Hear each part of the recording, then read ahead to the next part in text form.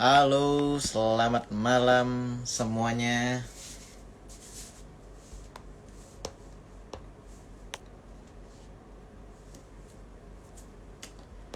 Selamat malam buat yang baru hadir ya. Halo, halo, halo semuanya. Ayo, ayo, kumpul yuk. Kembali lagi bersama Instagram Live RDK Elite Sekuritas. Ya, selamat malam, selamat bergabung semuanya yang baru hadir ya. Seneng banget hari ini bisa live lagi, iya kan? Dan hari ini teman-teman kita kedatangan tamu yang sangat spesial ya, very special buat saya secara pribadi. Kita kedatangan seorang professional trader ya dengan nama Pak Yudi Chen. Nah, jadi mungkin beberapa dari kita yang udah lama, maksudnya kita udah trading di market gitu ya. Mungkin nama Pak Yudi Chen ini bukan nama yang baru kita dengar gitu ya. Kita udah dengar dari lama. Seorang technical analyst juga yang sangat luar biasa gitu ya. Jadi kita akan ngobrol-ngobrol untuk menentukan titik entry dan titik exit terbaik waktu kita trading dalam saham. Nah, mungkin teman-teman di sini apa namanya baru, mungkin ada yang baru juga datang di sini, baru kenal juga RDK gitu ya, mungkin datangnya dari live-live yang sebelumnya. Selamat datang ya kan, dan izinkan saya perkenalkan diri. Kita ini RDKL Sekuritas ya, sebuah sekuritas dengan kode broker AO gitu ya. Mungkin beberapa teman-teman datang karena Pak Yudi Chen juga belum kenal RDK. Kita udah berdiri dari tahun 89. Nah, teman-teman kalau misalnya nanti penasaran sama RDK, bisa cek klik link di bio kami di atas kiri. Nanti itu bisa dipencet RDK Elite Sekuritas. Di bio kami itu ada cukup banyak penjelasan tentang RDK. Oke, di sini kita udah kedatangan Pak Yudi Chen. Jadi kita berikan tepuk tangan yang meriah buat Pak Yudi. Accepting. Oke. Halo, Halo. malam. Suaraku kedengeran nggak ya? Kedengeran Pak. Selamat malam Pak Yudi. Ya, malam. Wah, senang banget nih bisa ngobrol-ngobrol sama Pak Yudi Chan. Terima kasih buat waktunya Pak Yudi Chan. Ya, sama-sama, Pak. Pak, mungkin beberapa di sini yang udah banyak yang kenal Pak Yudi. Cuma mungkin ada sebagian juga mungkin yang baru-baru, apalagi yang baru-baru mulai trading saham, belum kenal Pak Yudi Chan. Jadi kita tahu Pak Yudi Chan sebagai professional trader, tapi boleh perkenalkan diri sekali lagi Pak untuk kita sobat elit yang nonton pada malam hari ini. Oke. Ya, selamat malam buat teman-teman RDK Sekuritas, buat teman-teman semua. Perkenalkan, nama aku Yudi Chen. Aku praktisi di pasar modal dari tahun 2017. Kebenaran aku juga mentor kemarin sempat di Mirai Aset Sekuritas season 7, season 6 dan 7, sekaligus winner juga di season 3 dan 5. Mungkin kurang lebih itu Wow, aja kali ya perkenalannya. siap. Thank you, Pak Yudi. Nah, jadi kita banyak juga suka ngelihat Pak Yudi gambar-gambar chart gitu kan, charting gitu ya. Nah, jadi technical analysis. Nah, kita pengen belajar nih dari Sorry, masternya gitu. suaranya putus-putus kayaknya, Pak. Halo, bisa dengar suara saya sekarang? Iya, Apakah udah oke, aman? Udah aman? Oke, aman. Mm-mm. sip. Nah, jadi kita kan kenal Pak Yudi juga banyak charting gitu ya. Kita technical analysis gitu ya. Nah, kita pengen ngerti nih Pak, ya kan kalau misalnya orang kalau bilang belajar saham itu belajar fundamentalnya. Terus teknikalnya buat apa? Buat tahu kapan kita masuk Sorry, dan kayaknya kapan kita putus-putus atau keluar. sinyal aku yang ganggu. Nah, aku sekarang malah nggak bisa dengar suaranya Pak Yudi. Coba. Oke? Nah, sekarang malah jadi aku ngeliat muter-muter di sini sambil kita apa namanya tunggu Pak Yudi, ya kan? Teman-teman, kalau misalnya di sini ada beberapa, mungkin pasti banyak juga Yoven, Yoven, di saya juga putus-putus. Kalau saya, suara saya bagaimana Pak Yoven? Atau teman-teman yang lain bisa komen. Aduh, semoga. Nah, Pak Yudi Chen kelihatannya koneksinya hilang. Coba saya invite lagi sekali lagi Pak Yudi. Iya. Invitation sent. Semoga kali ini internetnya berhasil lebih bagus. Ya, Nah, halo. halo. Ya, Pak. Ya, sorry kayaknya sinyalnya nih agak Oke, putus-putus di nggak aku apa-apa. mungkin.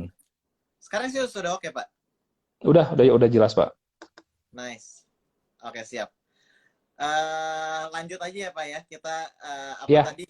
Saya terakhir tuh mau nanyain, kan Pak Yudi ini kan kita kenal master gitu ya di pasar modal gitu.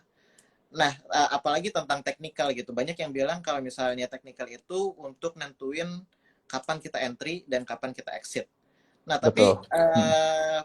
apa namanya, boleh nggak Pak jelasin sedikit kenapa analisa teknikal bisa jadi landasan waktu kita investasi saham? Kenapa kita perlu banget belajar teknikal gitu? Iya, jadi buat aku pribadi gini, kita kan investasi di pasar modal banyak pendekatan. Bisa Siap. dari fundamental, bisa dari technical. Basically, mau fundamental atau technical menurut aku sama aja pada akhirnya. Maksudnya Mhm. samanya gimana? Kalau orang fundamental kan concernnya sama ke laporan keuangan. Sebenarnya nggak Ya. hanya laporan keuangan, tapi mereka juga fokus sama bagaimana company itu punya growth. Growth Ya. dari tiap company-nya berapa persen nih kira-kira projection-nya ke depan. Makanya kalau belajar lebih dalam bisa bikin yang namanya analisanya ada sampai DCF dan lain sebagainya. Itu bikin projection nih ke depan kurang lebih fair value dari apa namanya harga dari company kira-kira berapa nih harga Ya. wajarnya, nilai Ya. intrinsiknya berapa. Nah, sebenarnya mirip dengan technical. Technical ini kita melihat ada yang namanya siklus dari market. Ada ketika Siklus. harganya ini di atas, ada ketika harganya di bawah, gitu Siap. ya.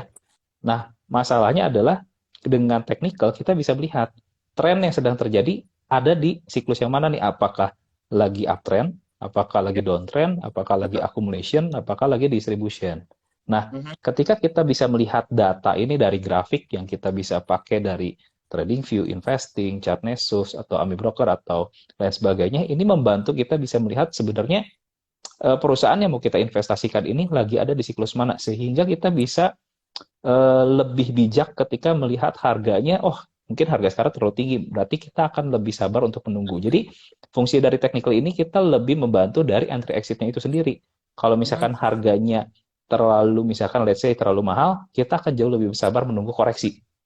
Kita Mhm. tunggu koreksinya di mana nih kira-kira yang oke, supportnya ada di mana, sehingga kita baru masuk di sana. Jadi nggak main main asal masuk aja nih. Jadi technical tuh peranannya lebih membantu kita cari kurang lebih area-area mana yang lebih cocok. Kalau misalkan kita pakai fundamental, yang penting kan kita belinya istilahnya beli ketika harganya under value. Pokoknya Iya. harga fair value misalkan 400 ya pokoknya kalau sekarang harganya 200 kita beli terus. Cuman kan Beli kalau terus. harganya masih turun terus dari 200 sampai 100 kan kelimpungan juga gitu. Apalagi kalau misalkan Betul. kita belinya sekali hit, misalkan sekali single beli udah waktu turun dari 200 ke 100 kan kita langsung floating loss 50% kan kelimpungan 50%. juga.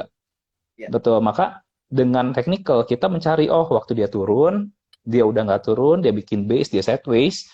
Ketika dia mulai balik, biasanya orang technical pada masuk dan itu yang biasanya orang technical bilang fase uptrend, early stage uptrend. Nah di sana kita Oke. baru mulai masuk sehingga kita juga nggak wasting time banget biasanya seperti itu. Maka analisa technical ini menurut aku dalam peranan investasi teman-teman menjadi hal yang sangat penting. Masuknya cukup di awal, Ya. keluarnya pun mungkin nggak paling pucuk tapi at least masih di atas gitu. Gitu. Jadi kalau Siap. misalkan ada yang tanya apakah analisa teknikal bisa selalu beli di paling bawah jual di paling atas, menurut aku nggak, tapi bisa belinya cukup di harga bawah dan jualnya cukup di harga atas gitu. Kurang lebih Hmm. seperti itu sih, Pak. Oke, oke. Nah, tadi Pak Yudi sempat nyinggung sedikit tentang apa namanya early stage ya. Tapi nanti nanti aku mau masuk ke situ. Nanti aku mau masuk ke situ. Tapi ada pertanyaan yang selanjutnya yang aku siapin di sini. Waktu research ya tentang atau mungkin screening. Biasanya Pak Yudi itu cara milih sahamnya gimana gitu.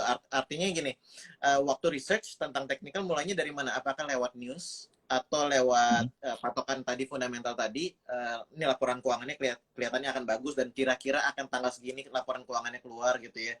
Atau ada patokan tertentu waktu mau analisa sebuah saham. Jadi yang di sini aku tanyain ini gimana cara Pak Yudi milih saham untuk dianalisa teknikal, untuk dikonsider untuk beli dari 700 saham yang ada di Indonesia Mhm. gitu kan. Gimana cara Pak Yudi itu milih sahamnya? Oke, yang pertama kalau aku biasanya aku bikin yang namanya stock universe gitu. Siap. Jadi kalau misalkan teman-teman tahu nih di apa capital market di kita ada yang namanya misalkan LQ45, Kompas Siap. 100, Pevindo 25, BUMN 18 dan lain sebagainya. Itu menurut aku kita pun perlu bikin hal yang seperti itu dan aku pun punya pribadi Yudicen 45 istilahnya seperti itu gitu. Oke. Dan di dalam Oke. Yudicen 45 ini ada berbagai macam sektoral, ada properti, konstruksi, ada consumer, ada energi. Itu kita Siap. bikin. Dapatnya dari mana? Basically rata-rata semuanya dari fundamental yang baik. Nah, tapi di luar yang 45 saham ini terkadang ada add-on. Add-onnya apa? Dari yang lagi rame. Kadang Oke. istilahnya kita nggak kelihatan nih ini sama apa, kita nggak terlalu hafal. Jadi bener-bener di luar kita punya universe yang nggak apa-apa. Kita punya stok universe tambahan, nggak masalah Hmm. buat aku. Misalkan ada 10 sampai 20, no problem. Tapi waktu kita mau beli, karena kita istilahnya nggak terlalu kenal, maka kita yaitu harus riset ulang. Mhm. Company-nya bergeraknya sektor apa? Lalu Siap. apakah company ini punya notasi khusus? Ada S, ada A, ada M, atau X, atau lain sebagainya. Lalu secara earning apakah growth, konsisten growth? Apakah ternyata di dalam dia punya LK, oh negatif. Biasanya Siap. aku pun melihat kalau misalkan dia udah negatif, misalkan cukup lama, terus tiba-tiba balik positif, biasanya itu turn around. Dan sahamnya biasanya udah turun banyak, udah bottoming, mulai mantul. Nah, ini apa ya, mix match buat aku. Dan salah satu hal yang paling gampangnya, kita lihat sebenarnya dari yang istilahnya lagi gainer. Sorry ya teman-teman, aku punya It's papis di okay. rumah. Kita kita bisa Masih cari gini sih gitu ya. dari, iya masih papis banget. Kita Aha. bisa lihat dari gainer atau dari volume sebenarnya. Biasanya yang bisa kasih gain banyak itu satu kalau misalkan dia baru keluar dari technical ya, dari early stage uptrend keluar dari accumulation, biasanya dia break with volume. Jadi Siap. volume ini menjadi istilahnya indikator bensin. Biasanya aku suka mention sama teman-teman kalau misalkan kita istilahnya dari Jakarta ke Puncak atau ke Bogor, jalannya nanjak. Ketika jalannya nanjak, mobil ini butuh gas. Betul. Kita butuh bensin untuk naik. Maka makin tinggi kenaikan, makin besar volume yang dibutuhkan atau gas yang dibutuhkan atau bensin yang dibutuhkan. Maka ini salah satu hal yang mendukung nih teman-teman. Kalau dia naik with volume, biasanya akan awet naiknya. Tapi kalau misalkan naik nggak ada volume gimana? Mungkin dia nggak akan panjang, nggak akan sampai ke Hmm. puncak, nggak akan sampai ke Bogor, tengah jalan udah keburu mogok. Jadi Udah misalkan keburu let's say turun baru lagi sampai, gitu ya. ya mungkin baru sampai mana ya? Baru sampai Jaksel misalkan, belum sampai ke Bogor nih, udah keburu mogok di tol. Kenapa? Karena kehabisan bensin. Maka ini Kehabisan bensin. biasanya terjadi false break di area-area resisten waktu dia mau break dari accumulation. Itu salah Wow. satu analogi yang sangat sederhana menurut aku, tapi itu sangat aplikatif di dalam Powerful. kita melihat gitu. Iya, iya, Kurang iya. lebih seperti itu Aku sih. ya aku sendiri baru sekarang ngedenger analogi itu dan kayaknya bagus banget sih, bagus banget analogi yang sangat bagus, Pak. Iya. Em, jadi kalau misalnya Hmm. eh, saham yang dari yang akan naik itu selalu akan didampingi dengan volume yang tinggi. Nah, Yes. em, tadi Pak Yudi, nah sekarang aku mau masuk ke tadi saham yang early stage. Kalau misalnya saham dari tadinya turun, terus habis itu sempat Hmm. di bawah sideways kayak gini, terus habis itu kita mau Hmm. naik. Kadang-kadang kan ada juga yang pas udah naik terus habis itu dia turun lagi, habis False. itu dia Yes. lama gitu false break. Nah, Hmm. gimana caranya Hmm. kita supaya nggak ketipu sama false break yang kayak gitu, Pak? Gimana cara kita nentuin ini adalah saham yang lagi early stage atau justru ini lagi kita masih masih dalam fase apa ya distribusi gitu yang kita takutnya malah masuk kita pikir itu udah mulai apa namanya udah mulai reversal gitu tapi ternyata cuman sebentar doang gitu kayak tadi Pak Ayu dibilang baru naik Hmm. sebentar udah turun gitu. Hmm. Jadi kalau misalkan secara siklus dari market, Ya, biasanya kalau dia udah turun cukup jauh gitu ya, dia butuh waktu kurang lebih 3 bulan sampai 9 bulan untuk accumulation.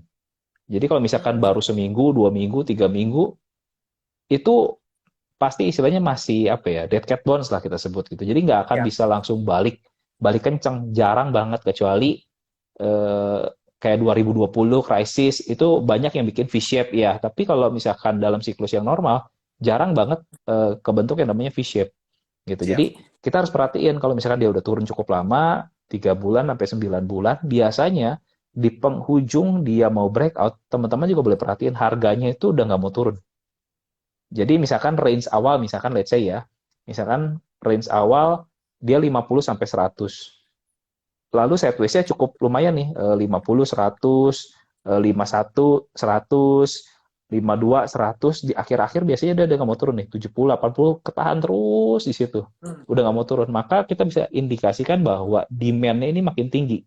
makin Dan tinggi. di area tersebut biasanya volumenya mulai mulai rame sebelum breakout. Dan ketika breakout beneran heavy volume biasanya. Nah, itu yang valid.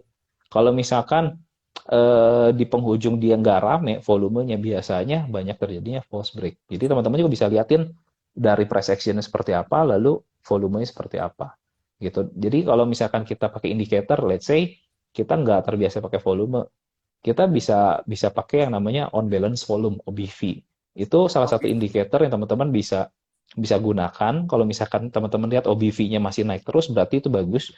Tapi kalau OBV-nya nggak naik, itu kurang bagus. Itu salah satu hal yang gampang, mungkin teman-teman bisa coba. Kalau misalkan bingung, mungkin nanti ada yang ya beberapa mungkin aku bisa jelasin di Instagram aku selanjutnya mungkin ya. Kalau ada yang mau Siap. aku jelasin, kalau bingung gitu ya, Siap. boleh Siap. sih. OBV tadi sedikit aja Pak. OBV Hmm. itu maksudnya yang on balance volume itu yang di tengah-tengah volume ini, terus habis itu ada garis itu No, atau yang mana Pak? no. Jadi kalau misalkan teman-teman perhatiin, misalkan teman-teman pakai TradingView, di tengah-tengah Ya. volume itu ada garis, itu bukan Di, indicator. Itu biasanya Oke. menggunakan moving average. Moving average. Defaultnya biasanya pakainya moving average 20. Jadi dia 20. menghitung rata-rata bar dari ketinggian bar dari volume-volume tersebut. Biasanya defaultnya 20 umumnya. Ya. Tapi bisa digonta-ganti sih. Itu tergantung kebutuhan dari teman-teman masing-masing gitu. Oke. Ada yang mulai nanya nih, bagaimana menghitung OBV. Nah, itu mungkin bisa nanti Pak Yudi, apakah bisa dijelaskan sekarang atau perlu post dari dari Pak Yudi nih sendiri nih? Sebenarnya untuk cara menghitung OBV-nya sendiri sebenarnya teman-teman gak usah pusing, tinggal masuk ke Lancar TradingView, aja. langsung Nah, masuk ke bagian indicator, search aja, ada yang namanya on balance volume. Tinggal klik nanti siap. langsung muncul. Sama kayak teman-teman pakai MACD, stokastik itu langsung udah ada default. Teman-teman tinggal pakai aja defaultnya. Nanti Mhm. teman-teman tinggal liatin, itu tampilannya mirip sama kayak RSI, dia cuma single line. Teman-teman boleh perhatian kalau garisnya naik terus, berarti dia bensinnya naik terus tuh. Berarti Hmm. bagus. Hmm. Itu simpelnya sederhananya seperti itu sih. Kalau dia nggak naik, itu kurang kurang bagus gitu. Oke. Nah, kalau aku perhatiin kalau Pak Yudi ini lebih banyak pakai indikator-indikator dari TradingView atau mungkin bisa dibilang modern technical analysis ya, bukan yang kayak tarik-tarik garis atau jadi aku mau nanya gini Pak, Mhm. kalau misalnya kita dalam kita analisa teknikal, apakah kita perlu stick sama kalau kita modern modern aja atau klasik klasik aja? Atau bisa di Eh, dua-duanya? Kalau buat aku, teman-teman harus cari gaya yang cocok sama teman-teman. Maksudnya gimana? Teman-teman harus cari yang style cocok. Aku Siap. sukanya misalkan aku suka pakai satu indikator aja. Misalkan aku mau pakai Ichimoku atau pakai MACD atau misalkan mau pakai Heiken IC. Itu basically teman-teman harus tahu kelebihan dan kekurangan dari masing-masing indikator seperti apa. Mau misalkan pakai yang lain, mau pakai RSI, mau pakai moving average atau Bollinger Band dan lain sebagainya. Semua indikator itu bagus, tapi teman-teman harus tahu bagaimana cara menggunakannya dengan baik. Nah, apakah technical modern menjadi salah satu yang paling bagus? Ya enggak juga. Teman-teman harus ngerti bahwa apa namanya indikator ini dibikin dari yang namanya price action. open, high, low, close, dan volume. Maka semua indikator ini pasti telat, gitu ya. Pasti Nah, telat. Nah, kalau siap. teman-teman pengen leading, pengen cepet, maka fokusnya apa? Fokusnya price. Karena price itu yang paling cepat, paling depan. Hmm. Sesudah price-nya jadi, datanya diolah, barulah keluar indicator. Itulah technical modern. Sedangkan technical klasik, yang tadi, fokusnya ke price action, support resistance, lalu ke garis-garis, atau misalkan trendline atau channel, atau bisa pakai juga Elliott Wave. Dan Fibonacci itu leading juga, gitu. Siap. Dan kalau misalkan teman-teman ngerti Elliott Wave, maka kalau misalkan kita mau cari cari barang yang tadi di early stage lalu dapatnya upside-nya besar dan cepat, pasti teman-teman carinya masuk di ending wave 2 atau di awal Hmm. wave 3. Itu pasti teman-teman dapat upside gede dan cepat, nggak buang waktu tuh. Nah, tapi teman-teman pun perlu belajar pendekatannya gimana cara cari awal wave satunya, mengenalinya gimana, polanya seperti apa kalau sampai ke Elliott Wave ya. Gitu. Jadi, apakah technical klasik paling bagus atau technical modern paling bagus, balik lagi ke gaya masing-masing sih menurut aku. Kayak Nah, kalau buat masing-masing. aku sendiri, aku combine gitu. Karena eh apa ya? Karena kalau misalkan Elliott Wave gitu, aku tetap butuh yang namanya indicator untuk Siap. mencari yang tadi. Misalkan ending dari let's say wave correction-nya itu aku butuh indicator untuk memudahkan untuk mencari. Karena kalau misalkan kita coba ngandelin dari perhitungan pola bisa tapi lebih lama. Tapi kalau kita menggunakan indikator jauh lebih cepat untuk mencarinya gitu. Kurang lebih gitu Hmm. aja sih. Kalau kalau technical modern memang fungsinya untuk mempercepat aja. Tapi sekali lagi teman-teman harus kenali fungsinya seperti apa, kelebihannya dan kekurangannya gitu. Jangan sampai belum paham nanti apa ya kurang maksimal. Kayak misalkan contoh trennya trennya lagi apa ya strong momentum bullish. Teman-teman mungkin coba ya Hmm. aku lihat dulu. Biasanya kayak misalkan eh, apa namanya kalau dia lagi strong momentum banget, Ya. kalau kita pakainya leading indicator itu akan overbought terus. Teman-teman bisa cek di saham Raja ya. Ini Ya. bukan bukan Ya. ini ya teman-teman buat edukasi ya bukan suruh perintah Oh, ya. beli ya. Karena udah lewat juga momentumnya. Iya, Waktu siap. dia break dari area 400-an sampai ke 1000 1100, teman-teman boleh cek stokastiknya. Itu di atas 80 terus. Jadi masuk area overbought terus. Tapi pertanyaannya kenapa harganya naik terus? Nah, Hmm. teman-teman perlu mengerti bahwa stokastik ini nggak cocok ketika trennya lagi trending atau lagi uptrend gitu. Hmm. Jadi nggak heran kalau teman-teman pakai stokastik, oh overbought jual, habis jual kok naik terus ke atas Iya, iya. karena salah Hmm. pemakaiannya. Gitu. Jadi Oke. teman-teman harus ngerti nih cara pakai indikatornya gimana supaya nggak salah cara pakainya. Kalau nggak nanti nggak maksimal apa analisa teknikalnya Oke. gitu. Kalau gitu langsung aja, aku mau nanya, stokastik itu berarti cocoknya di saham yang kayak gimana kalau misalnya bukan saham yang Lagi uptrend? sideways. Lagi sideways. Hmm. Lagi sideways untuk ngelihat apakah dia akan naik ke atas atau balik ke bawah lagi gitu. Gini, gini, gini. Misalkan saham lagi sideways kan dia punya area ranging Iya, sideways ya, misalkan 100 200. Nah, iya. kalau misalkan kita belajar yang namanya candlestick, ada yang namanya shooting star, Shooting ada yang star, namanya candlestick hammer. hammer. Ketika harga naik, ketemu area candlestick shooting star dan dia turun di bawah low candle shooting star, kita kalau pakai technical dengan price action kita tahu bahwa kita akan buang. Kenapa? Karena tekanan jualnya udah muncul. Nah, teman-teman boleh cek Iya. di stokastiknya, dia pasti akan turun dari 100 turun ke bawah 80, Betul. menyatakan bahwa itu udah terjadi overbought dan dia berbalik Overbought. momentum turun. Iya. Nah, stokastik ini mempermudah kita untuk melihat sebenarnya ketika dia setus bener bagus, tapi kalau dia lagi tadi trending itu susah. Sama Iya. halnya kalau misalkan dia lagi turun tadi dari shooting star turun nih ke bawah ke candlestick hammer, lalu dia mantul ke atas. Itu sama, stokastiknya dia akan balik naik dari yang tadinya 100, 80, 70, 60, 50, 40 sampai misalkan DC 10. Waktu dia mulai masuk naik di atas 20, teman-teman boleh beli ketika dia naik di atas 20. Kenapa? Oh, Karena momentumnya dia akan kembali naik. Kurang siap. lebih caranya seperti itu gitu. Jadi Hmm. cocoknya bagusnya buat cari di area sideways, cari momentum kita tradingnya di range range sideways aja gitu. Oke, oke. Kalau misalnya untuk yang lagi uptrend berarti pakai apa, Pak?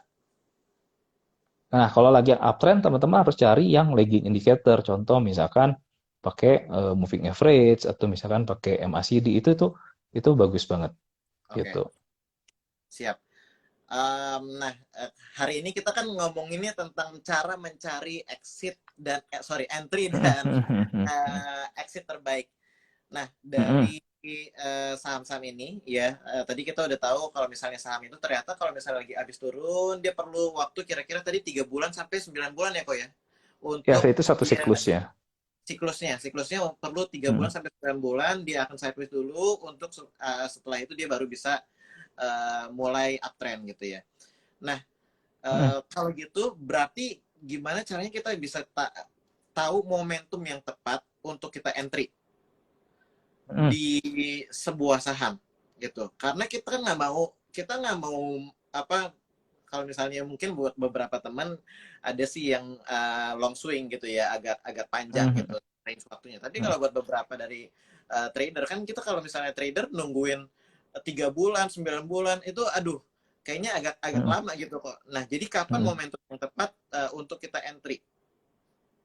Nah, maka kalau teman-teman pengennya tradingnya jangka pendek, pertama time frame-nya kalau pakai chart, time frame-nya teman-teman kecilin.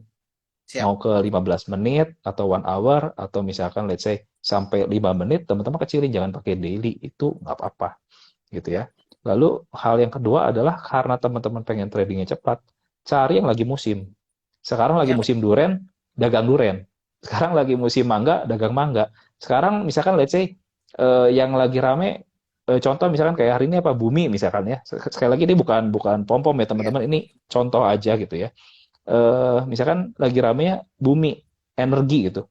Teman-teman belinya apa? Belinya let's say rumah sakit, ya nggak kemana-mana.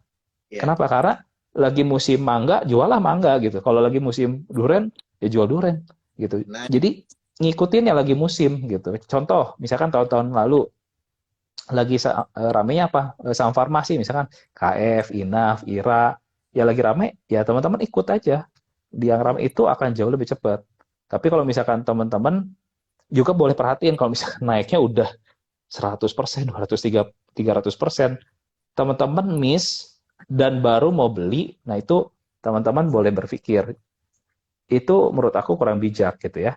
Jangan Bijak. paksain entry, karena Ya. ketinggalannya udah jauh banget. Dan itu sekali Ya. lagi bukan early stage gitu. Mungkin udah siap-siap masuk ke Distribusi. distribusi fase gitu. Maka teman-teman hati-hati, lebih baik ganti kereta, tunggu musim selanjutnya, cari lagi musim yang baru dibandingin paksain beli perusahaan tersebut gitu. Jangan-jangan teman-teman nanti jadi cuci piring di sana gitu. Jadi boleh hati-hati. Jadi teman-teman dengan technical ini teman-teman bisa lihat kenaikan harga sekarang, mungkin sekarang 5% hari ini, ya nggak apa-apa. Tapi teman-teman perhatiin, dari harga low sebelumnya ini udah naik berapa banyak nih. Kalau udah naik 300% dan teman-teman baru mau beli, meskipun hari ini 5% benar, itu nggak bijak. Kenapa? Karena harganya sudah terlalu mahal, selisih dengan orang yang accumulation di bawah udah 3 kali lipat. Mereka mau jual berapapun, mau dari harga sekarang turun 50%, mereka masih profit 150%. Jadi jangan jangan berpikir bahwa ada orang lain juga nih yang nyangkut di atas kita. Iya, tapi jangan lupa bahwa yang beli di bawah jauh lebih besar Hmm. gitu. Jadi Ya. jangan jangan salah tuh cara pikirnya gitu. Siap. Oke. Nah, beli yang lagi musim. Nah, gimana caranya kita tahu kok ini lagi musim apa? Artinya apa apa yang kita perlu pelajarin? Apa kita perlu mungkin buku apa yang kita perlu baca, atau mungkin kita perlu ngelihat berapa tahun ke belakang, gimana cara kita ngelihat siklus market? Gimana caranya kita bisa ngerti musim sekarang lagi musim apa, dan selanjutnya mungkin buat kita kita yang lagi mau screening screening gitu ya, untuk selanjutnya yang udah ketinggalan momentum gitu. Eh, tadi kan kalau Yudi juga bilang sempat untuk kita ganti kereta gitu. Nah, gimana caranya kita bisa tahu kereta selanjutnya itu kita masuknya di saat yang tepat? Umumnya uang pasti akan berputar. Maksudnya gimana? Uang pasti akan pindah dari yang harganya udah tinggi, pasti pindah lagi ke yang di bawah harganya, gitu Oke. ya. Nah, maka sektoral di indeksnya kita ini sekarang ada berapa ya? 10 apa 11 ya? Aku lupa. Mhm. Kurang lebih 10 atau 11 sektor ya. Ya, Nah, itu nggak setiap bulan semua sektor di atas, betul. gitu ya. Kayak misalkan sekarang lagi masih trending, misalkan kayak energi. Ini energi ini masih di atas, yes betul. Tapi pasti akan ada momentumnya ketika dia kehabisan bensin. Betul. Nah, terus pertanyaannya duitnya akan masuk mana? Teman-teman tinggal cari sektor yang masih di bawah. Yang masih di Nah, bawah. taunya sektor yang mana? Teman-teman bisa tunggu kapan mereka bergerak. Jadi teman-teman tunggu keretanya gerak, baru teman-teman ikut. Jangan masuk dulu, keretanya belum gerak. Jangan-jangan teman-teman masuk di salah kereta. Oke. Yang geraknya lagi ke Bogor tadi, teman-teman masuknya ke yang Tasik. Ya, yang ke Bogor udah pada nyampe, teman-teman masih di Gambir, nggak jalan-jalan keretanya, nungguin ke Tasik gitu. Jadi teman-teman perlu perlu perhatian juga yang tadi hubungan dengan siklus market sih, gitu. Wow, oke. Siklus market. Mungkin ada referensi kok yang kita perlu pelajarin atau mungkin ada YouTube-nya kok Yudi yang ngomongin tentang siklus market Aku atau mungkin kok Yudi bisa jelasin belum sedikit. bahas detail sih. Oke. eh Biasanya Siklus gimana kok? market, Biasanya gimana? hmm. Jadi Biasanya yang tadi, nah, teman-teman gini, aku kasih contoh lain ya. Teman-teman boleh buka chart Techim atau INKP di tahun 2018 waktu dia mulai rally, waktu dia breakout dari harga all time high kurang lebih seingat aku 4.000, dia naik sampai ke 20.000 kisaran harga segitu. Teman-teman ya, boleh hitung dari waktu itu sampai dia ke all time high itu kurang lebih 9 bulan tuh. Jadi kalau misalkan ada satu saham dengan market cap yang cukup besar, naiknya sudah lebih dari 9 bulan, naiknya sudah ratusan persen, itu ya. udah nggak waktunya buat kita jump in, tapi waktunya untuk kita keluar. Oke. Gitu. Jadi teman-teman boleh perhatiin tuh. Tapi kalau misalkan dia, let's say, udah turun cukup jauh, terkoreksi cukup panjang, lalu dia biasanya udah bikin flat base, atau dia udah sideways cukup panjang, tadi 9 bulan, dan baru mulai naik, waktu dia mulai naiknya biasanya rame. Jadi teman-teman boleh perhatiin yang lagi sahamnya rame. Cara lihat rame gimana? Ya teman-teman boleh lihat tadi satu di top gainer atau top volume atau top frekuensi pun boleh. Itu yang biasanya rame dan teman-teman boleh ikutin gitu. Itu untuk mempersingkat waktu. Tapi pada akhirnya teman-teman harus buka lagi ya. Jangan maksudnya, oh hari ini top gainer rame asal beli aja nggak juga. Teman-teman perlu lihat, buka dulu chartnya. Oh ini lagi ada di mana? Jangan teman-teman beli di paling tinggi. Udah Di arah pucuk. hari pertama nggak ikut, arah kedua nggak ikut, arah ketiga nih baru beli. Nanti belinya di paling pucuk gitu. Iya, Jadi ketinggalan berapa persen? Kalau 35 mungkin udah 3 hari udah ketinggalan 100%. Ya wajar. iya, Jadinya turun harganya jadi tim beli pucuk. Maka eh, teman-teman boleh berhati-hati jangan sampai belinya di paling pucuk. Jadi ya boleh lebih wise lah dalam dalam memilih saham-sahamnya, jangan jangan sembarang jeplak juga gitu. Terus ya. aku kasih satu trik lagi yang analoginya sederhana. Misalkan gini, hari ini kita jualan mangga ke pasar gitu ya, Iya. 10.000 misalkan. Maka kalau misalkan kita mau jual mangga, posisi untung hari itu ya dengan harga pasar yang 10.000, maka kita harus beli 9.700 atau 9.600. Mhm. Bener nggak? Kita jual Iya, 10.000. Tapi kalau iya. misalkan depan mata kita 10.500, 11.000. Pertanyaannya bisa beli nggak? Bisa. Bisa beli. Tapi pertanyaannya apakah bisa jual? Nah, itu dia. Belum tentu, Belum tentu. ya. Belum tentu. Maka eh, teman-teman boleh perhatiin yang namanya VWAP dalam transaksi harian teman-teman. Ada yang namanya volume weighted average price atau harga average price. Misalkan sahamnya ini udah nge-spike nih. Dari tadi misalkan harga open let's say misalkan 150. Spike langsung ke 180. Jangan beli pas lagi 180 180-nya. Kenapa? Karena mungkin harga average-nya di 165 pas 170. Teman-teman tunggu dia turun ke dekat 170. Teman-teman beli. Dan kalau dia naik lagi, teman-teman langsung profit. Tapi kalau misalkan teman-teman beli di 170 dan masih turun, cut loss teman-teman kecil. Kenapa? Karena teman-teman belinya barang-barang keramaian nih. Jadi cut loss-nya pasti lebih tipis dibandingin belinya di tim pucuk 180 tadi. Itu salah satu tips yang paling gampang sederhana menurut aku. Oke. Jadi Kebayang nggak ya? uh, mungkin perlu aku perlu apa namanya nanya lagi, ya kan? Karena Mm-mm. tadi em, di kita cari ini yang 9.400, 9.700 supaya kita bisa jualan di Mm-mm. 10.000 gitu. Tapi hal seperti ini disclaimer on teman-teman, disclaimer on, saham Mm-mm. yang kita buat hari ini kita nggak ada ajakan untuk jual atau beli. Nah, tapi kayak tadi Bumi, Bumi kan hari ini Mm-mm. seru banget nih Pak. Mm-mm. Harusnya ya kan tadi bukan harusnya ya mungkin secara teknikal kayaknya kok nggak koreksi-koreksi gitu ya. Udah Mm-mm. ke target 150 lalu lanjut lagi ke 160 lanjut lagi ke 170 gitu. Kita pikir ini udah pucuk nih Pak. Ya, tapi ternyata dia juga lebih Mm-mm. tinggi lagi. Nah, itu gimana tuh Pak? Gimana caranya kita bisa ngeliatin apakah ini yang udah harga yang apakah ini masih bisa beli atau udah takutnya udah kepucuk udah terlalu tinggi nih gitu. Nah, untuk teman-teman maksudnya kan ketinggalan cukup jauh nih, Mis. Dia rally Ya, dari 60-70 sampai sekarang 170 sekian gitu ya. 170 Nah, sekian. kalau kita baru mau beli 170 sekian, teman-teman harus lihat resisten terus resisten terakhir di mana itu yang menjadikan kita support baru. Ya, Seingat aku, dia kan low-nya 50. Resisten dia tuh ada di 102 gitu ya. ya, Maka target dia kan udah langsung ke 150, tapi di perjalanan historikal yang dulu dia punya resisten juga di area 150-an gitu ya. ya. Maka kalau kita misalkan let's say pakai chart pattern ya sebenarnya nggak bisa dengan chart pattern persis sih karena kan dia kekunci di 50 ya, tapi let's say dengan chart pattern double bottom dari Ya. 150 ke 50 ya maka dia masih bisa ke area 250, tapi patokannya adalah dia nggak boleh tembus yang tadi 150. Jadi kalau kita udah ketinggalan banyak, kita baru mau beli, ada baiknya tunggu koreksi dekat-dekat area tadi 150 gitu ya. Jangan paksa beli di harga 180 gitu. Ya menurut aku nggak wise gitu ya. Wise. Paling bagus ya Tunggu pullback. menurut aku maksimal yang kemarin harusnya di 102 gitu. Itu menurut aku Udah pas. maksimal harusnya belinya di sana gitu. Kenapa? Karena itu momentum terbaik yang nggak ikut di accumulation phase gitu.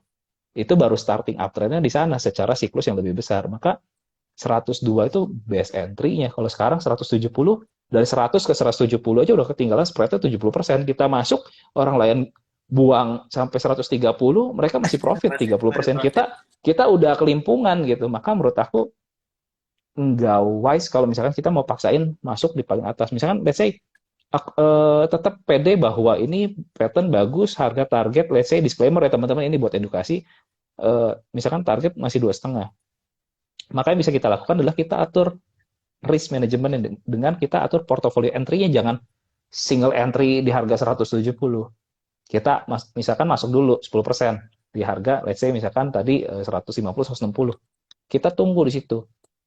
Reaksi marketnya gimana? Kalau misalkan dia naik terus ke atas rugi dong, nggak dapat Ya, semua. Ya, tapi ingat bahwa kita di sini adalah investasi itu long game. Jadi ya long game. Nice. enggak ya. Jadi kita bermain jangka panjang, nggak bisa kita beli kalau ternyata kebenaran memang dia naik terus ya kita profitnya besar dan maksimal. Tapi jangan lupa bahwa kalau dia turun terus gitu ya, karena di saham nggak ada yang nggak mungkin ya teman-teman, bisa aja tiba-tiba let's say misalkan kayak contoh yang waktu di harga 90 itu tiap hari ARB loh ke 50 gitu ya. Terlepas dari ada OWK dan lain sebagainya. Tapi Ya, kita harus mengerti bahwa instrumen ini tuh punya dan penuh dengan resiko gitu ya. Nggak bisa lepas dari resiko. Maka kita nggak bisa melepaskan dari namanya risk management gitu. Itu nggak bisa. Kalau kita mainnya langsung single entry.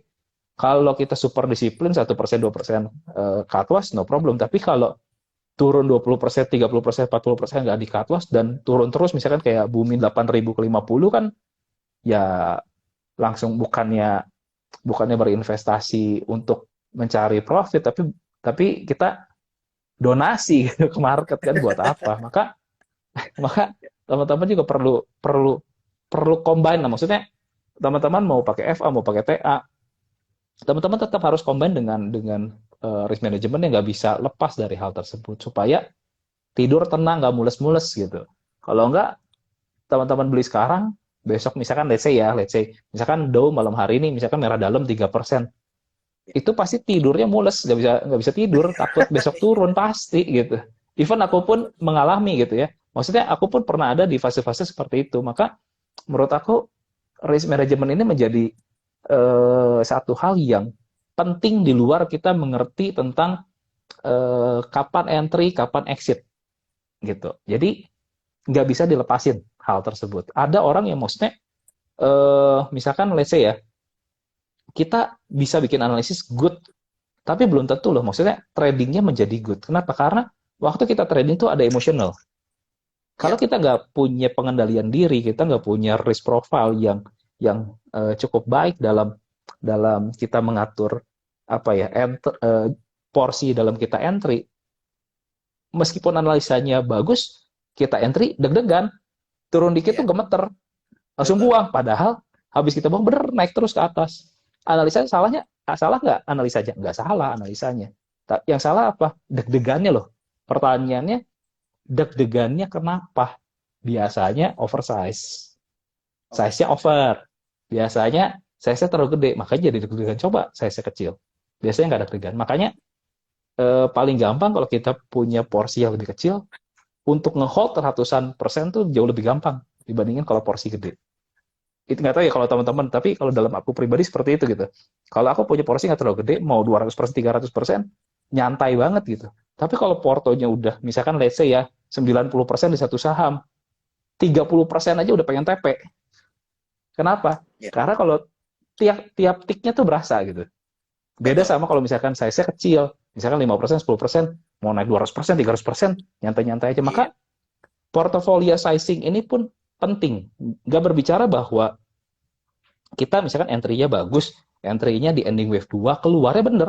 Di wave 5, dari wave 5-nya nih, di paling pucuk nih misalkan. Belum tentu portofolionya bisa hijau. Pertanyaannya kenapa? Karena sizing-nya, kalau yang tadi aku bilang, sizing-nya 5%, 10%, gain-nya 1000%. Tapi yang 90%-nya lagi loss 40%, belum tentu bisa profit. Kenapa? Karena portofolio ini bercerita tentang bagaimana kita membagi supaya semuanya ini istilahnya produktif lah. Tapi kalau yang produktifnya satu dan kecil, sedangkan yang lainnya busuk, ya portofolionya jadi busuk gitu. Nggak bisa ngasih profit yang bagus, istilahnya kurang lebih gitu sih.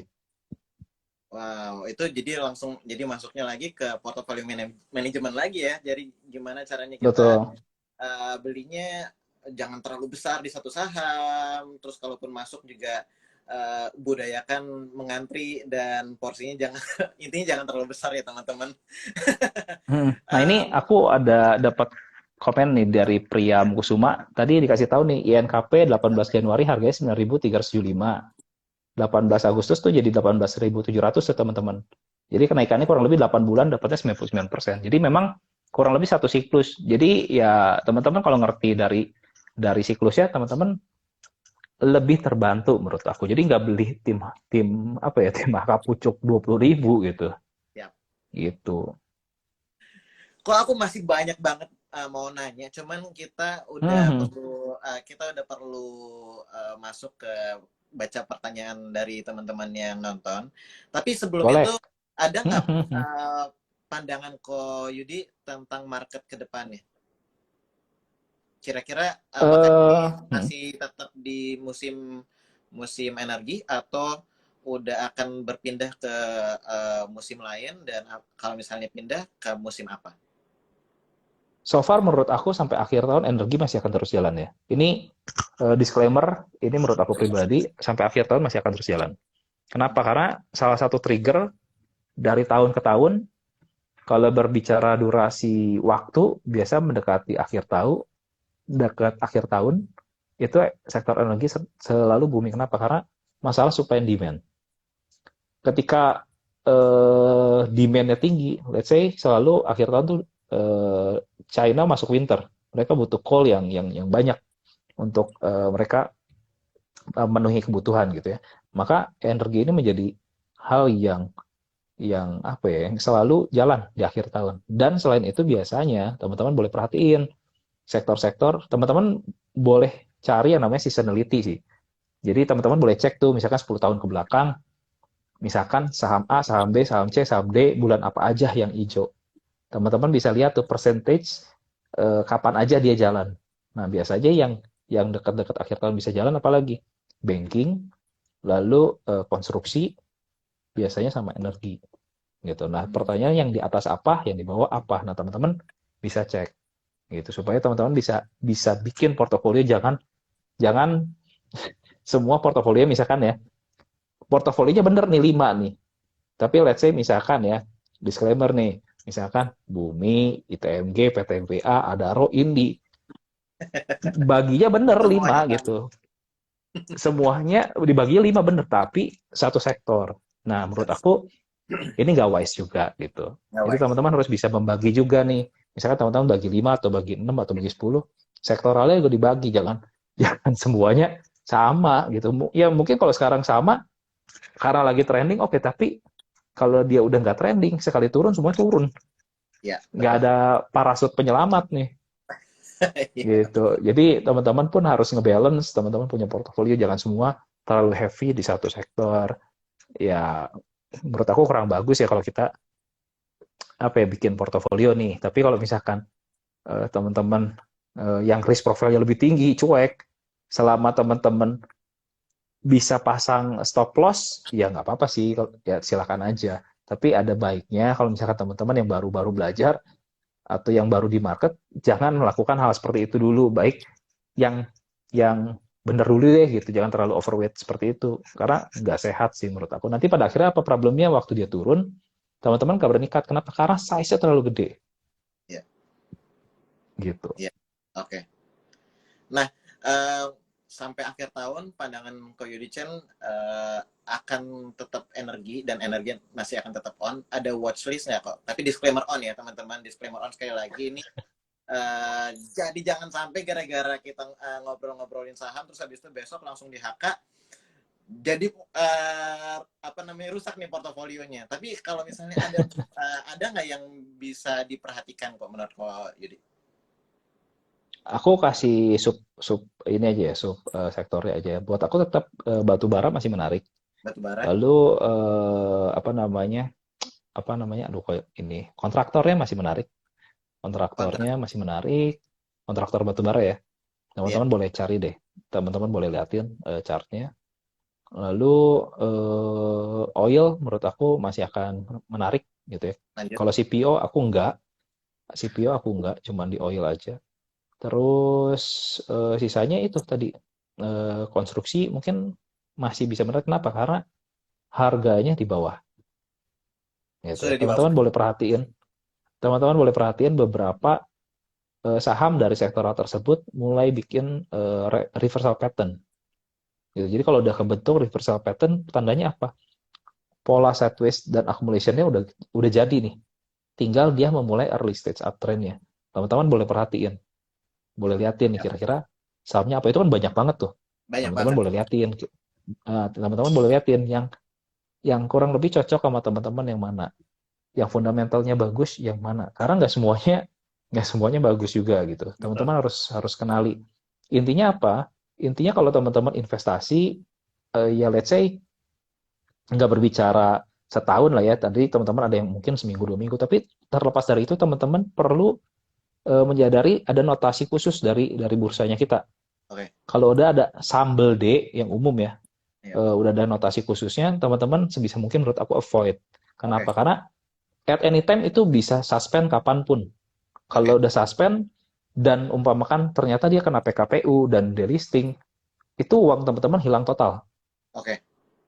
Gitu. Jadi menurut aku teman-teman perlu kenali hal-hal yang istilahnya udah dikasih pengaman nih dari bursa. Teman-teman harus concern dan perhatikan hal tersebut supaya teman-teman nggak istilahnya nggak masuk ke lubang buaya, udah dikasih tahu nih ini lubang buaya, ya jangan masuk gitu. Kan udah dikasih tahu gitu sama Ya, bursa. Kurang lebih simpelnya gitu sih. siap. Oke. Mm-mm. Kok ini kita akan bacakan dua pertanyaan. Aku rangkum aja dari pertanyaan-pertanyaan yang masuk. Kira-kira dua pertanyaan ini yang sama, mirip-mirip gitu, mirip-mirip dua pertanyaan ini muncul. Yang pertama, eh Ko Yudi ini tim buy on weakness atau buy on breakout kok? Jadi gini, teman-teman harus tahu kapan breakout boleh bagus, kapan weakness boleh bagus. Itu Mhm. balik lagi berhubungan sama siklus. Nah, teman-teman kalau perhatiin saham downtrend, teman-teman beli buy on weakness atau buy on support, beli di support, tiap kali beli support pasti jebol. Mhm. Perhatiin deh, saham lagi turun, teman-teman, wah support, beli, jebol. Turun lagi, cari support selanjutnya. Jebol Beli lagi. lagi di support, jebol lagi. Beli lagi support, jebol lagi. Kenapa? Karena tren gedenya lagi turun. Jadi teman-teman nggak bisa kontra tren.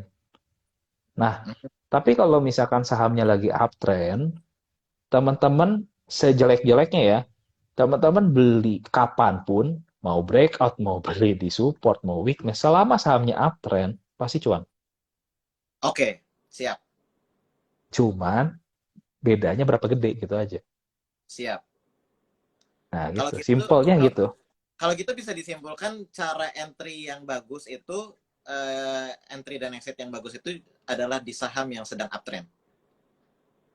Entry yes, exitnya ketika dia reverse. I see. Oke. Jadi entry yang baik adalah ketika sahamnya sedang uptrend, apakah itu lagi di early stage, apakah itu kita udah ketinggalan dikit tapi lagi konsolidasi, Betul, masuk di entry di saat seperti itu.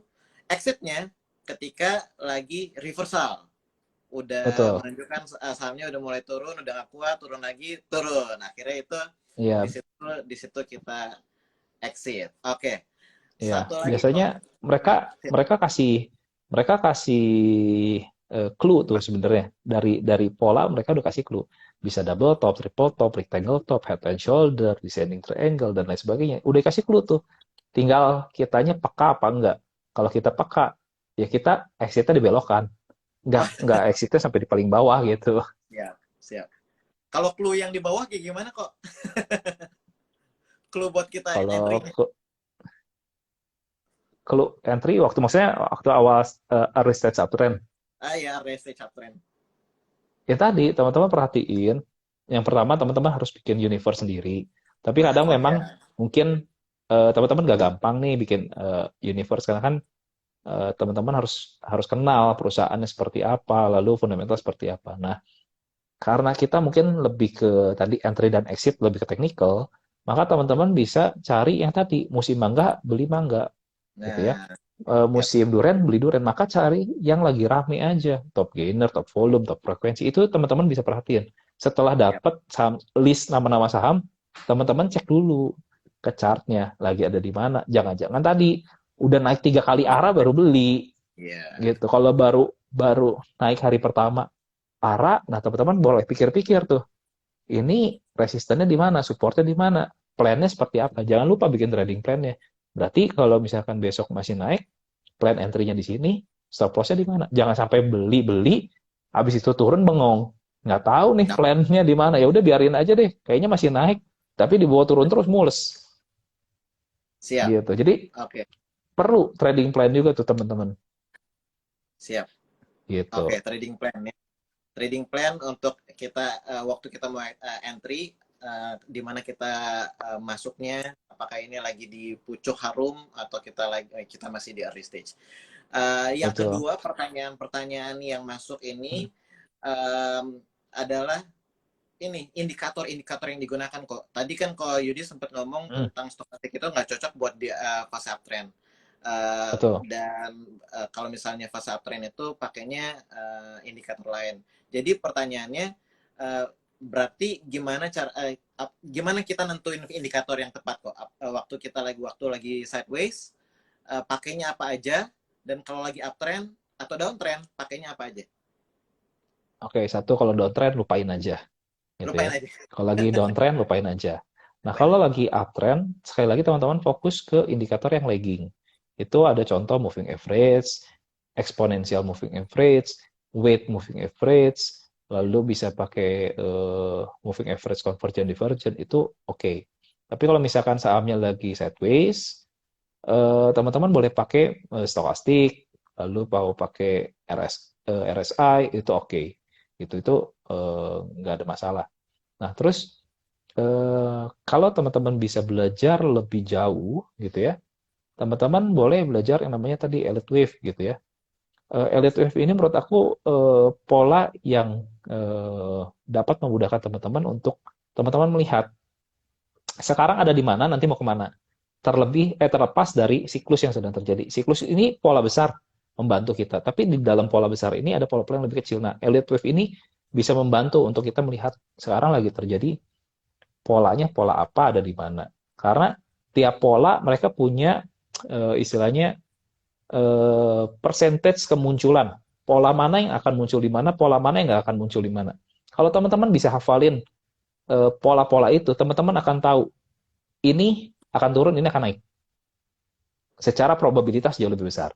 Selama polanya nggak salah ya, gitu. Kalau polanya benar, teman-teman akan tahu berapa persen keberhasilan pola ini akan naik, berapa persen keberhasilan pola ini akan gagal. Teman-teman akan tahu. Gitu. Jadi yang paling susah apa? Yang paling susah adalah membaca ketika dia sideways. Itu yang paling susah. Dari elite wave pun itu yang paling complicated. Sedangkan ketika dia lagi rally, lagi impulse gitu, itu paling gampang. Tapi ketika dia lagi sideways, lagi dia correction wave-nya, itu yang susah. Kenapa? Karena bisa polanya bisa sederhana, dia bikin zigzag misalkan, tapi dia bisa complicated, bisa double correction, triple correction. Itu yang yang susah gitu. Nah, teman-teman pelajari. Makin teman-teman mengerti technical analysis ini secara utuh, menurut aku itu akan sangat membantu teman-teman dalam dalam apa namanya trading ya dan investasi gitu. Kurang lebih gitu sih. Oke. Kok satu aja lagi pertanyaan. Ini ada Hmm. beberapa dari tadi nanyain orang orang pada nanya buku, rekomendasi buku terbaik untuk trading dari Koyudi. Buku rekomendasi terbaik dari trading jauh lagi bukunya. Aku sebenarnya ada banyak buku. Salah satu mungkin yang paling mendasar ya. Yang paling mendasar kalau teman-teman yang baru di pasar modalnya kita, boleh baca buku Edianto Ong yang Mega Profit. Itu di Gramedia ada, teman-teman bisa beli di Gramedia. Bukunya udah berwarna, itu bagus. Lalu teman-teman bisa baca bukunya John Murphy, Technical Analysis. Itu mungkin memang bahasanya luar. Isinya agak mirip sama Edianto Ong, tapi jauh lebih komplit. Yang warnanya merah, Technical Analysis punya John Murphy. Teman-teman boleh baca. Lalu selanjutnya punya Thomas Bulkowski tentang chart pattern. Itu di dalamnya ada 102 jenis tentang chart pattern. Teman-teman boleh lihat tuh. Pola head and shoulder complex, double bottom, triple bottom, rectangle bottom, scale up ascending, dan lain sebagainya. Itu di sana ada penjelasannya 102 pattern. Teman-teman boleh baca. Itu tiga. Satu lagi mungkin teman-teman boleh baca bukunya Steve Nissen tentang candlestick. 4 buku ini mungkin dasar, tapi menurut aku dalam membangun rumah, dasar ini menjadi paling penting. Fondasi ini menjadi paling penting karena sebagus apapun di atas, kalau fondasi atau dasarnya nggak kuat, pasti roboh. Buku apa Gitu. kok Jadi tadi Sofi yang terakhir? Steve Nissen, Steve Nissen. candlestick warnanya coklat. Candlestick. Oke, siap. Kurang lebih itu sih. Oke. Thank you banget Ko Yudi. Kita nggak berasa sekarang udah 59 menit, artinya udah 1 jam kita ngobrol-ngobrol dan bacain pertanyaan teman-teman. Sorry banget teman-teman ya yang udah tanyain tapi nggak kejawab. Tapi hari ini aku sendiri secara pribadi belajar banyak banget. Dan tiba saatnya di penutupan, ada nggak closing statement dari Ko Yudi Chen buat kita teman-teman yang 260-an nih yang nonton nih? Ya, buat aku, mungkin buat teman-teman semua yang udah hadir, jangan pernah menyerah ya. Maksudnya dalam Ya. investasi di pasar modal, memang mungkin dari awal aku pun sendiri nggak gampang. Tapi kalau teman-teman nyemplung masuk ke sini dengan sepenuh hati, teman-teman belajar, pada akhirnya aku yakin dan percaya bahwa semua teman-teman yang ada di sini semuanya pasti akan sukses. Tinggal teman-teman disiplin, kerja keras, membaca, belajar, evaluasi, berani eksekusi, dan risk manajemennya diatur. Jangan pakai uang panas, uang pinjol, uang pinjaman, pakai yang uang khusus belajar dulu, gitu Iya. ya. Lebih dari itu, percayalah dengan proses, pada akhirnya teman-teman akan profit konsisten, gitu. Itu aja sih. Oke, thank you banget Ko Yudi. Hari ini kita benar-benar diberkatin dan kita belajar banyak banget dari Ko Yudi hari ini.